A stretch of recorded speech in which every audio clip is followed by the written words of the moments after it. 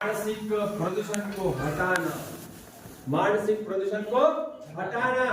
क्या होता है सर मैडम मानसिक प्रदूषण? आज तक मैंने पानी का प्रदूषण सुना है, कचरे का प्रदूषण सुना है, बाकी सब प्रदूषण सुना है। मानसिक प्रदूषण होता क्या है? बिल्कुल करेक्ट, मैडम का जवाब बिल्कुल करेक्ट है, मानसिक तनाव। लेकिन सर मैडम जीवन में तनाव दो प्रकार का होता है। एक व्यक्ति के जीवन में तनाव दो प्रकार का होता है। एक तनाव होता है सकारात्मक और एक होता है इनमें से कौन सा? यस, नेगेटिव थॉट्स, नकारात्मक विचार मन में लाना। देखिए सर मैडम, दुनिया का सबसे पावरफुल चीज अगर कोई है तो वो ह्यूमन ब्रेन है। इसके अलावा दुनिया की कोई भी पावरफुल चीज आज की डेट में नहीं है। अगर बात करते हैं निगेटिव थॉट, नकारात्मक विचार की, 4 मिनट तक अगर कोई नकारात्मक तनाव, नकारात्मक सोच भी अगर अपने ब्रेन में ले लेते हैं, नकारात्मक सोच मतलब क्या? बात बात पर चिढ़ जाना, बात बात पर किसी से उलझ जाना, उस चीज के बारे में पूरा ज्ञान नहीं है फिर भी सामने वाले के ऊपर रेस हो जाना उस बात को मनवाने के लिए, एक दूसरे के प्रति निंदात्मक ईर्ष्यात्मक भाव मन में जमाए रखना, एक दूसरे के प्रति निंदात्मक ईर्ष्यात्मक भाव के साथ साथ यदि हमारे घर के बच्चे के सामने पड़ोसी के बारे में 2 सांसारिक बातें ना बताते हो, उसके पड़ोसी के प्रति चुगलियां करना।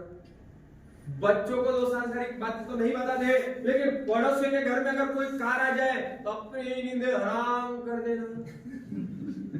रास्ते से चल रहे हैं, पीछे से कोई आता है, कट मार के चला जाता है, वो तो निकल जाता है, सुनाई भी नहीं देता, लेकिन पीठ पीछे उसको गालियां देना। समझ, यह चीजें अगर 4 मिनट भी हम अपने ब्रेन में सोचना शुरू कर देते हैं, नकारात्मक सोच जैसे हम शुरू कर देते हैं 4 मिनट तक, उसी 4 मिनट के दौरान हमारा ब्रेन एक न्यूरोकेमिकल डेवलप कर लेता है और उस तनाव को थोड़ा भी आगे बढ़ाते हैं तो वह न्यूरोकेमिकल झट से शरीर की ओर रिसाव करना शुरू कर देता है। जब वो शरीर की ओर रिसाव कर देता है तब वो बन जाता है खतरनाक जहर, जिसका नाम है प्लाज्मा कोर्टिसोल। ये प्लाज्मा कोर्टिसोल इतना खतरनाक और जहरीला होता है कि किंग कोबरा के सांप के जहर से भी 10 गुना ज्यादा जहरीला होता है। जैसे ही वो बॉडी की ओर रिसाव करता है वैसे ही तुरंत हमारा इम्यूनिटी पावर डाउन कर देता है।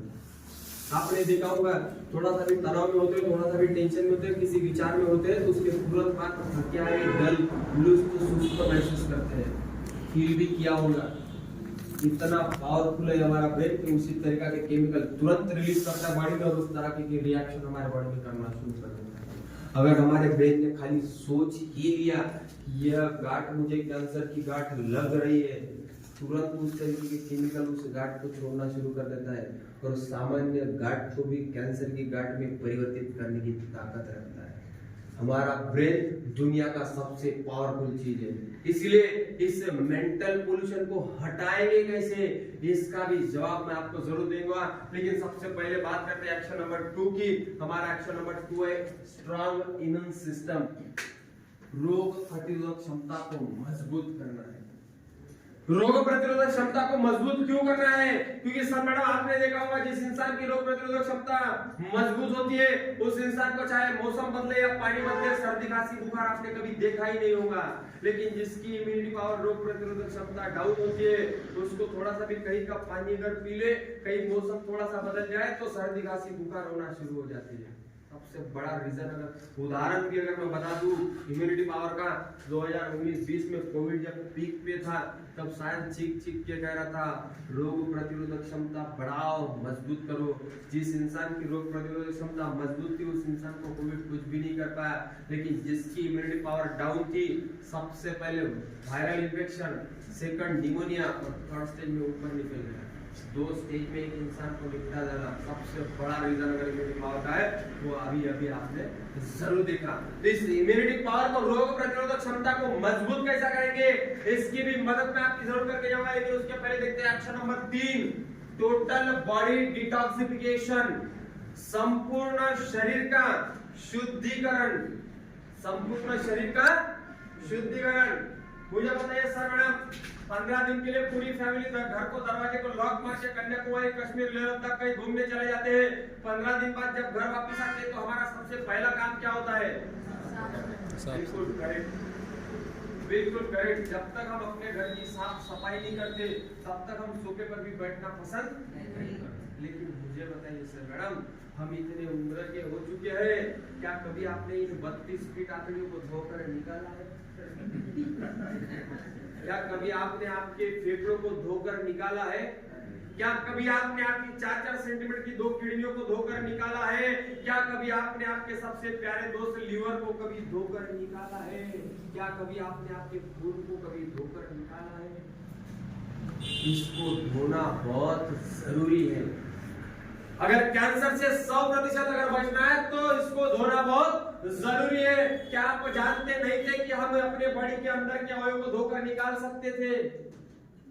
सर मैडम, 4000 साल पहले भी हम कैंसर अपने बॉडी के अंदर के अवयव को धोकर निकालते थे, आज भी निकालते हुए आए हैं, लेकिन हमारा थोड़ा इंटेंशन बदल चुका है। वो क्या है ये भी मैं जरूर बताऊंगा, क्योंकि सर मैडम अगर हम अपने अंदर के आईने को अंदर के अवयव को धोने के बजाय बाहर से, चाहे आप कितना भी महंगे से महंगे साबुन से बदन को बाहर से धोइएगा, कुछ भी फायदा नहीं होगा। जब तक हम अंदर के अवयव को धोकर नहीं निकाल सकते, तब तक हम 100% कैंसर से नहीं बच सकते। इस अंदर के अवयव को धोकर कैसे निकालेंगे ये भी मैं आपको जरूर बताऊंगा, लेकिन उसके पहले देखते हैं एक्शन नंबर 4। एक्शन नंबर 4 है ईयरली अर्ली डिटेक्शन। साल में एक बार अपने अंदर के आईने को देखना, आंतरिक अवयव की जांच करना। साल में एक बार आंतरिक अवयव की जांच करना। हम में से कोई व्यक्ति ऐसा है जो घर से निकलने के पहले आईना ही नहीं देखा? कोई भी व्यक्ति नहीं होगा घर से निकलने के पहले हर एक व्यक्ति आईना देख के जरूर आया है। तो मुझे बताइएगा हमारी आईना देखने के पीछे की वजह क्या थी? क्या हम आईना आज अगर नहीं देखते थे तो रातों रात हमारी आंखें कान की जगह, कान आंखों की जगह, सर पलट के कहीं और घूमने वाला था, रातों रात बदन कहीं चेंज होने वाला था? ऐसा कुछ होने वाला था? नहीं होने वाला था। फिर भी हमने अपने आप को आईने में जरूर देखा है। क्या वजह रही होंगी? तो उसके पीछे की एक ही वजह थी सर मैडम, जब मैं अपने आप को समाज में प्रदर्शित करता हूं तो उसके पहले खुद को कंफर्म करता हूं कि समाज में जाने के लायक हूं। क्या हमारे सबका इंटेंशन यही रहता है? जी सर मैडम, जब तक हम खुद को कंफर्म नहीं करते कि मेरा हेयर स्टाइल सही है, मेरा ड्रेस सही है, मेरा बूट वगैरह सब कुछ सही है, तब तक हम अपना कदम दहलीज के बाहर नहीं निकालते हैं। लेकिन मुझे बताइए, क्या कभी आपने जानने का प्रयास किया कि मेरे हार्ट के ब्लॉकेज लेवल 70 के ऊपर है या 70 के नीचे है? क्या कभी आपने जानने का प्रयास किया कि मेरे खून में कोलेस्ट्रॉल लेवल कितना बढ़ चुका है? क्या कभी आपने जानने का प्रयास किया कि मेरे इन फेफड़ों की अवस्था क्या है, कितना सांस ले सकता हूं, कितना नहीं ले पा रहा हूं? क्या कभी आपने जानने का प्रयास किया कि मेरा लीवर 99% भी अगर खराब हो जाए, 1% भी अगर अच्छा हो, फिर भी हमारी बॉडी में पाचन रस का निर्माण करता है, उस दोस्त की हालत क्या है? कभी जानने का प्रयास किया कि मेरे इन 4-4 सेंटीमीटर की 2 किडनियां दिन रात खून को प्यूरिफाई करती है, उसकी अवस्था क्या हो चुकी है? 32 फीट आंतड़ियों में किस जगह कुछ गांठ का तो निर्माण तो नहीं होना शुरू हो चुका है? क्या कभी आपने जानने का प्रयास किया जिस वजह से हमारे देश में आकस्मिक मृत्यु दर दिन प्रतिदिन बढ़ते हुए हमें दिखाई देता है? हम कहते हैं यार अभी तो वो हंस रहा था, हंसते हंसते चला गया, लेकिन कभी उस इंसान ने एक बार भी अगर जान लिया होता कि मेरे हार्ट के ब्लॉकेज लेवल 90% बढ़ चुके हैं, उसको अगर तुरंत पता होता तो उसी समय बाईपास सर्जरी या स्प्रिंग डलवा लेता, शायद उस इंसान की जिंदगी बच सकती थी। लेकिन उस इंसान ने कभी अपने अंदर के अवयव के आईने को देखने का प्रयास ही नहीं किया था, जिस वजह से हंसते हंसते चला गया। हमारे देश में 13, 14, 15 साल के बच्चों को आज हार्ट के पेशेंट दिखाई देते हैं। इंदौर में सर्जरी कर रहे थे, रिसेप्शन के पास जैसे हम खड़े थे, एक बच्चा अपने नानी को लेकर आया था अस्पताल में दिखाने के लिए। हाथ में कोक की बोतल थी, नानी का नंबर आया, वो नानी निकल गई ओपीडी में, बच्चों को वही बिठा के रख दिया। 10वीं या 11वीं का लड़का होगा वो। उसके मुंह से खाली एक शब्द निकला, वो पूरी स्थिति मैंने अपने आंखों से देखी। उसके मुंह से खाली एक शब्द निकला, वो जैसे ही खड़ा हो गया, लेफ्ट हैंड राइट की जगह रख कर कह रहा था I got a chest pain, इतना बोला और नीचे गिर गया। देख के समझ में आ गया, फर्स्ट है लेकिन लास्ट है। फिर भी हमने देख के गया, पल्स देखा, पल्स पूरा डाउन हुआ था, फिर भी सीपीआर दिया, सीपीआर से काम नहीं किया, माउथ टू माउथ सीपीआर दिया, फिर भी काम नहीं किया, इलेक्ट्रोलाइजर पे चढ़ा, तब तक बच्चा निकल चुका था। फाइनली डिसीजन ले लिया, बच्चा निकल गया।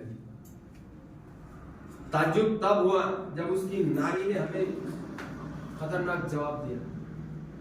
उस नानी ने कहा, सर इसने पिछले 3 सालों से पानी की एक बूंद भी नहीं पी। बच्चा कोख पर ही अपना जीवन व्यतीत कर रहा है।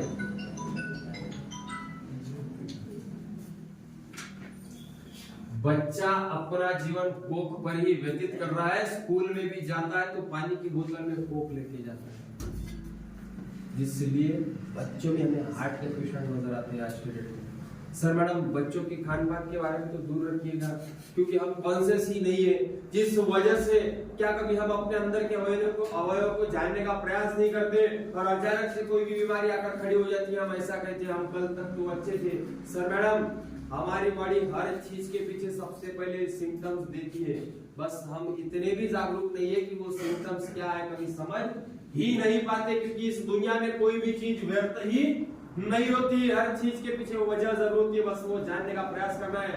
वो वजह कैसे जानेंगे, किसी भी कैंसर को अर्ली स्टेज में कैसे पकड़ेंगे, यह भी मैं आपको जरूर बताऊंगा। लेकिन सबसे पहले बात करते हैं इस मेंटल पोल्यूशन को हटाने की, मानसिक कचरे को हटाने की। तो मानसिक कचरे को हटाने के लिए करना क्या होगा, कहीं से भी आज गुजर रहे हो, गुजरते समय आपको अगर अस्पताल कहीं दिखाई देता है, उस अस्पताल से गुजरते समय मन में ले 1 सेकंड के लिए एक विचार लाना है, ईश्वर अल्लाह वाहेगुरु, इस अस्पताल में जितने भी व्यक्ति है उनका स्वास्थ्य जल्द से जल्द ठीक कर दे। इस सकारात्मक सोच लाना पॉसिबल है क्या? यह सकारात्मक विचार हम अपने मन में ला सकते हैं? ध्यान रखिएगा सर मैडम, सकारात्मक विचार लाते हैं तो no neurochemical, no plasma cortisol, no immunity system down. लेकिन उसी जगह विचार को ही बदल देते हैं, नकारात्मक विचार लाते हैं तो तुरंत न्यूरोकेमिकल, तुरंत प्लाज्मा कॉर्टिसोल और तुरंत इम्यूनिटी सिस्टम डाउन। बस आपके माइंड को सजेशन लेना है, सकारात्मक सोचना है कि नकारात्मक सोचना है। नकारात्मक सोचोगे तो पूरे बॉडी को सर से लेकर पांव तक नुकसान है, लेकिन सकारात्मक सोचते हो तो मानसिक तौर पर भी फ्रेश लगता है। किसी भी कार्य को करने के लिए जाओ 100% उसी तरीका के केमिकल हमारा ब्रेन रिलीज करता है उस जगह, जिस वजह से हमारे हर एक कार्य सकारात्मक रीत्या से 100% पॉजिटिव रीत्या से निकल ही जाते हैं अच्छे से।